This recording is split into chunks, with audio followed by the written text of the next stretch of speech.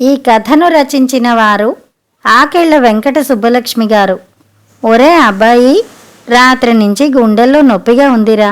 మీ అమ్మేమో వాళ్ళని లేపకండి, అలసిపోయి వస్తారు, అదేదో గ్యాస్ నొప్పి అంతే, మీకు ఇదివరకు వచ్చేదిగా అంటూ చల్లని పాలిచ్చి అమృతాంజనం రాసింది. కానీ ఏం తగ్గలేదు అన్నాడు రామారావు కినుకుగా.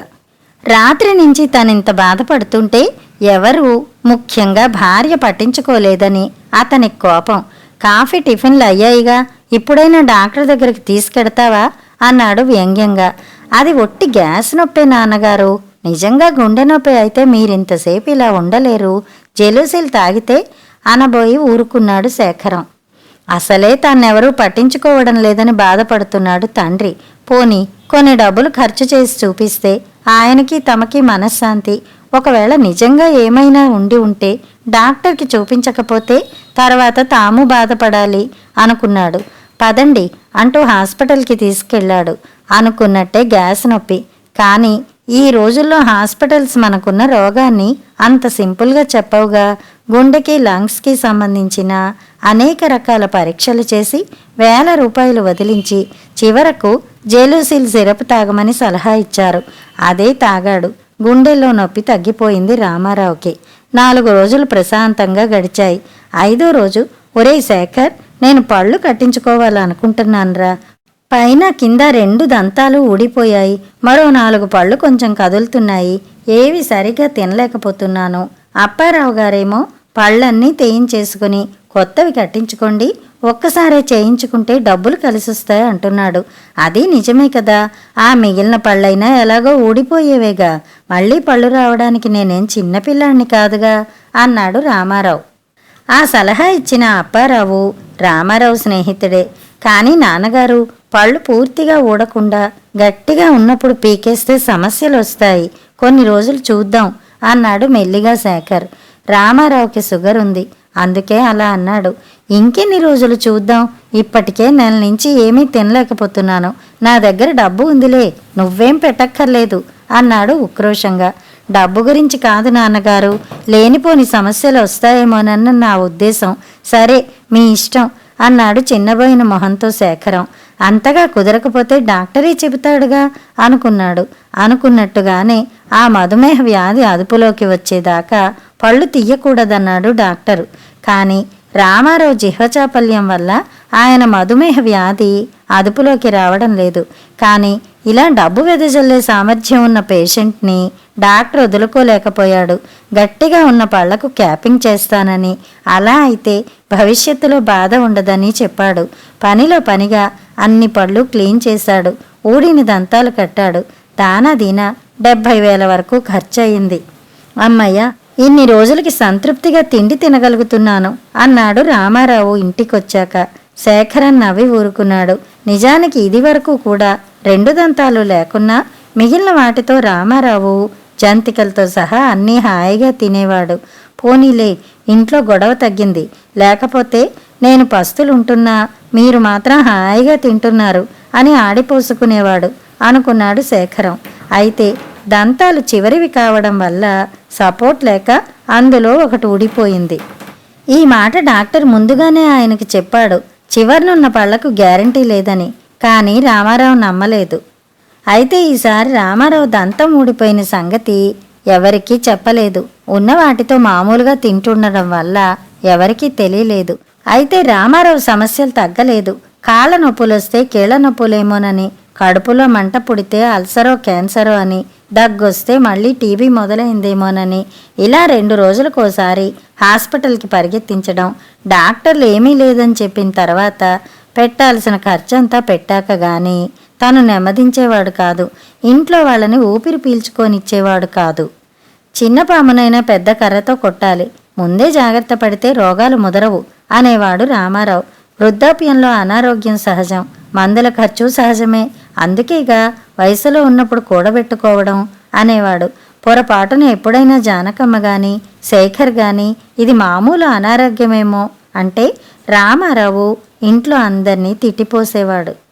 మీరేమైనా డాక్టర్లా చెప్పేయడానికి, లేకపోతే ముసలాడికి ఇంత ఖర్చెందుకు ఉంటే ఉంటాడు, పోతే పోతాడనా, లేక మీకిచ్చే దాంట్లో కొంత తరిగిపోతుందనా అనేవాడు. చిన్నప్పుడు మీకు కొంచెం తలనొప్పి వచ్చినా నేను గిలగిల్లాడిపోయేవాడిని, డాక్టర్ దగ్గరికి తీసుకెళ్లేవాడిని. అవన్నీ మర్చిపోయారా? నా దగ్గరకు వచ్చేటప్పటికీ అనవసరం అనిపిస్తోందా మీకు అని దులిపేసేవాడు. అందువల్ల ఎవరూ మాట్లాడేవాళ్ళు కాదు. కోడలు అసలు ఎప్పుడూ మాట్లాడేది కాదు. అందువల్ల ఆయన దృష్టిలో ఆమె ఒక్కరితే మంచిది. బీపీ, షుగర్లు మొదలైన వాటికి రెగ్యులర్ చెకప్లు, మందులు ఉండనే ఉండేవి. ఇవి కాక ఈ మధ్య కొత్తగా పాపపుణ్యాలు, దాన ధర్మాల ఆరాటం పట్టుకుంది రామారావుకి. ఎవరేది అడిగినా విచ్చలవిడిగా చందాలు ఇవ్వడం, గ్రహదోషాలు, పూజలు, పెళ్ళి, ఒడుగు అని రకరకాల వంకలతో వచ్చేవారికి భారీగా ధన సహాయాలు చేయడంతో అలాంటి వాళ్ళ తాకిడి ఎక్కువైపోయింది రామారావుకి. జీవితంలో కనీసం ఇప్పటికైనా పరలోకం గురించి ఆలోచించాలిగా అనేవాడు. అంతంత ఎందుకండి ఇచ్చుకోవడం, వాళ్ళు చెప్పే కారణాల్లో ఏది నిజమో ఏది అబద్ధమో అని భార్య అంటే ఆమెని తిట్టిపోసేవాడు. నీ సంపాదన కాదు, నీ పుట్టింటి సంపాదన కాదు, నా స్వార్జితం. వాళ్ళు మోసం చేస్తే ఆ పాపం వాళ్ళదే, పుణ్యమైతే మనకే వస్తుంది. అయినా నా పుణ్యంలో సగం నీకేగా, ఆనందించాలి గాని ఆ ఏడుపెందుకు అనేవాడు. దాంతో జానకమ్మ నోరు విప్పలేకపోయేది. కానీ ఇలా ఖర్చు పెట్టేస్తే ఎలా, ఒకవేళ నిజంగా రోగాలు వస్తే అని బాధపడేది. అన్నిటికంటే ముఖ్యంగా రామారావుకి చావు భయం పట్టుకుంది. తన వయస్సు వారు లేక తెలిసిన వారు ఎవరు పోయినా బెంగ పెట్టుకునేవాడు. తనకి మృత్యువు దగ్గర పడిందని భయపడేవాడు. కొద్ది రోజులు అదే దిగులుతో ఉండేవాడు. కానీ ఒక వయసు వచ్చాక ఎవరికైనా చావు తప్పదు కదా, ఎవరూ ఏమీ చేయలేరు కూడా. ఇవన్నీ చూసి ఇంట్లో వాళ్ళు కలత చెందసాగారు. నిజానికి రామారావు పూర్వం చాలా హుందాగా అందరికీ తల్లో నాలుకలా ఉండేవాడు. అందరికీ చక్కని సలహాలు ఇచ్చేవాడు. ఎవరికి ఏ సమస్య వచ్చినా ధైర్యం చెప్పేవాడు. అట్లాంటి మనిషి ఇలా అయిపోవడం బాధ కలిగిస్తోంది జానకమ్మ శేఖర్కి. భయం పుడుతోంది. రిటైర్ అయ్యాక రామారావు, జానకమ్మ 4 నెలల క్రితమే కొడుకు దగ్గరకు వచ్చారు. నిజానికి శేఖరం, రూప ఈ రోజుల్లోని చాలామంది కొడుకు కోడళ్లలా ఉండరు. తల్లిదండ్రుల్ని ఎంతో ప్రేమగా, గౌరవంగా చూస్తారు. పిల్లలు అంతే. కానీ రామారావు ప్రవర్తనే అందరికీ ఇబ్బందిగా, సమస్యగా మారింది. జానకమ్మ అయితే ఒక్కోసారి చాలా సిగ్గుపడిపోయేది. తన్నేమన్నా పర్వాలేదు, కానీ కొడుకుని, మనవల్ని కూడా విసుక్కుంటే ఏం బాగుంటుంది అని బాధపడేది. కోడలు రూపని ఏమీ అనకపోయినా ఆమె భర్తని, పిల్లల్ని అంటే ఆమెకి బాధే కదా. ఆ రోజు జానకమ్మ అన్నగారు రంగారావు వచ్చాడు ఊరి నుంచి. ఇంటి పరిస్థితి పూర్వంలా లేదని గమనించాడు. బావగారి చిటపటలకు కారణం అడిగాడు చెల్లెల్ని. కొంగుతో కళ్ళు తుడుచుకుంటూ అన్నీ పూసగుచ్చినట్టు వివరించింది జానకమ్మ. ఎప్పటినుంచి ఇలా? 4 నెలల నుంచి తల పంకించాడు రంగారావు.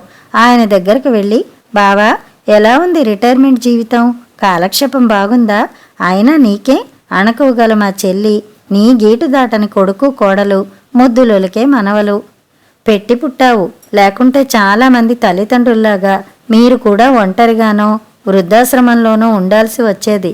మీ పిల్లలు విదేశాల్లో ఉంటూ ఫోనుల్లో మాత్రమే పలకరించేవారు. అది ఎంత కష్టం అన్నాడు.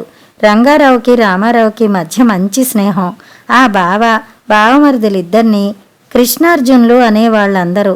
ఏం అదృష్టం లేవయ్యా, నేనంటే విలువ లేకుండా పోయింది అందరికీ. నాతో మాట్లాడే ఆసక్తి కూడా ఎవరికీ లేదిప్పుడు. ఎంతసేపు నేను పెట్టే ఖర్చు, నా డబ్బు మీదే అందరి దృష్టి అన్నాడు.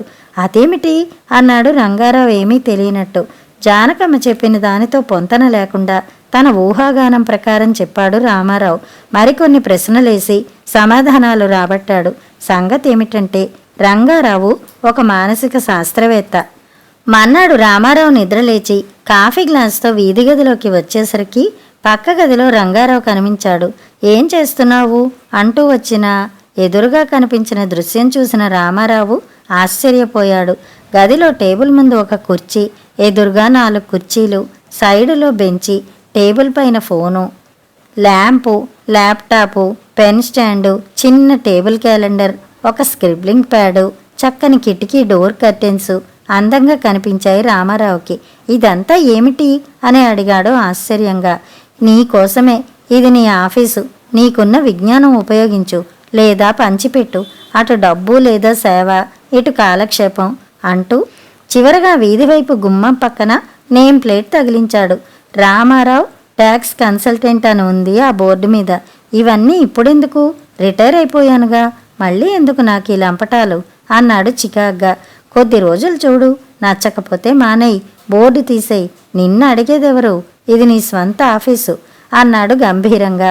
అన్నీ మరోసారి కలయి చూశాడు రంగారావు. ఇంతలో ఒక వ్యక్తి వచ్చాడు. రిటర్న్ పంపాలి అన్నాడు. బావా వెళ్ళు, ఆల్ ది బెస్ట్ అని గదిలోకి తోశాడు.